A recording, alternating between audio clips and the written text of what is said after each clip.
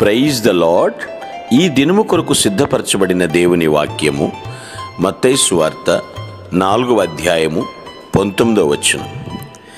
ఆయన నా వెంబడి రండి, నేను మిమ్మును మనుష్యులను పట్టు జాలరులుగా చేతునని వారితో చెప్పెను. ప్రభునందు ప్రియమైన వారలారా, ముందుగా మీకు హృదయపూర్వక వందనములు తెలియచేస్తూ ఉన్నాను. క్రీస్తు ప్రభువారు తన శిష్యుల్ని ఏర్పాటు చేసుకునేటువంటి క్రమంలో భాగంగా వారితో చెప్తున్న మాట ఇది.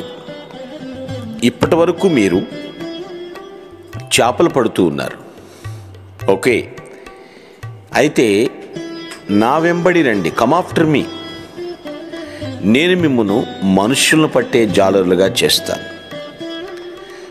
మీరు అనొచ్చు, వృత్తి అదే, కానీ అక్కడ చేపలు ప్లేస్లో మనుష్యులు అన్నమాట గ్రహిస్తున్నాం.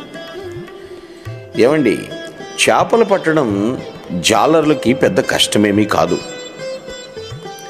వాళ్ళ యొక్క దినచర్య అది, వారి వృత్తి అది. ఏ చేప ఏ సమయంలో ఏ స్థలములో పడుతుందో వారికి తెలుసు, ఒడుపు తెలుసు, వాతావరణాన్ని పసిగట్టగలరు. ఏ రకం చేపను పట్టాలనుకుంటే వాళ్ళు పట్టగలరు. అయితే ప్రభు అది చెప్పట్లేదు. మీ జ్ఞానాన్ని బట్టి, మీ లౌకిక జ్ఞానాన్ని బట్టి మీరు ఎలానా బ్రతుకుతున్నారేమో, కానీ నా వెంబడి వస్తే మీరు మనుష్యులను పట్టు జాలరుగా చేస్తాను. మనుష్యులు అంటే వాళ్ళు కూడా ఒకే మనస్తత్వం ఉంటుందా అండి? అందరికీ లేదు కదా. భిన్న మనస్తత్వాలు కలిగినటువంటి ఈ ప్రపంచంలో ప్రజలను ఎవరిని ఏ విధంగా రక్షించాలో ఆయన నేర్పిస్తాడు. అందుకే ప్రభు వెంబడి రావాలి. లోకము ఆయన వెంట పోయెను అన్న మాట బైబిల్లో ఉంటుంది.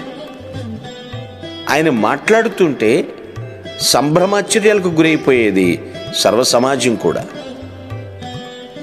అటువంటి ఆయన కాలిస్తున్నాడు, పిలుస్తున్నాడు, నా వెంబడి రండి, నేను మిమ్మును మనుష్యుల పట్టు జాలరుగా చేస్తాను.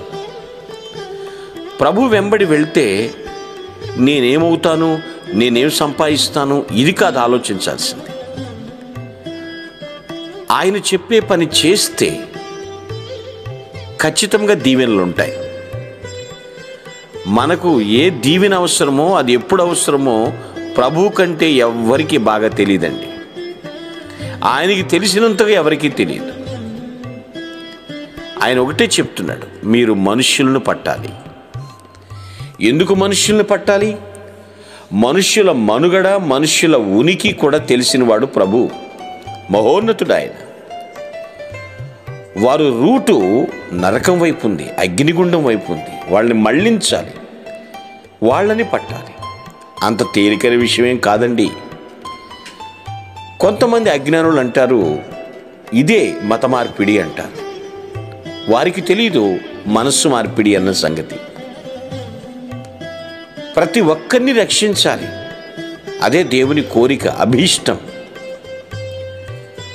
మనుష్యులను పట్టే జాలరులుగా మనల్ని చేయాలనుకుంటున్నాడు. మనము దేవుని చేతి క్రింద పనివారంగా ఉన్నామా? ఎంతటి కఠినాత్ములను సైతం దేవుడు కరుణాహృదయులుగా మార్చగలడు. అయితే ఆయన పనిని మన ద్వారా చేయించాలనుకుంటున్నాడు. మనం చేయటాన్ని బట్టి ప్రభు సంతోషించాలనుకుంటున్నాడు. మనుష్యులను పట్టే జాలరుగా మారాలి. ఒక్కొక్క మనిషి ఒక్కొక్క స్థితిలో ఉంటాడండి. ఒక్కొక్క ఆత్మ ఒక్కొక్క స్థాయిలోకి వెళ్ళి ఏం చేయాలో తెలియక ఆత్మహత్యలకు స్థాయికి వెళ్ళిపోతున్నారు. డిఫరెంట్ మైండ్ సెట్ పీపుల్ని డివోషన్ వైపు మళ్ళించాలి, డెడికేషన్ వైపు మళ్ళించాలి, డిసిప్లిన్ దిశగా నడిపించాలి. ప్రియమైన దేవుని పిల్లారా, మనుష్యులు పట్టే జాలరంటే అదెంత గౌరవప్రదమైనటువంటి పనో మీరు గ్రహిస్తున్నారా? జాలరి నిజమే, ఆత్మలను సంపాదించాలి. ఆత్మల విషయమై శ్రద్ధ ఉండాలి.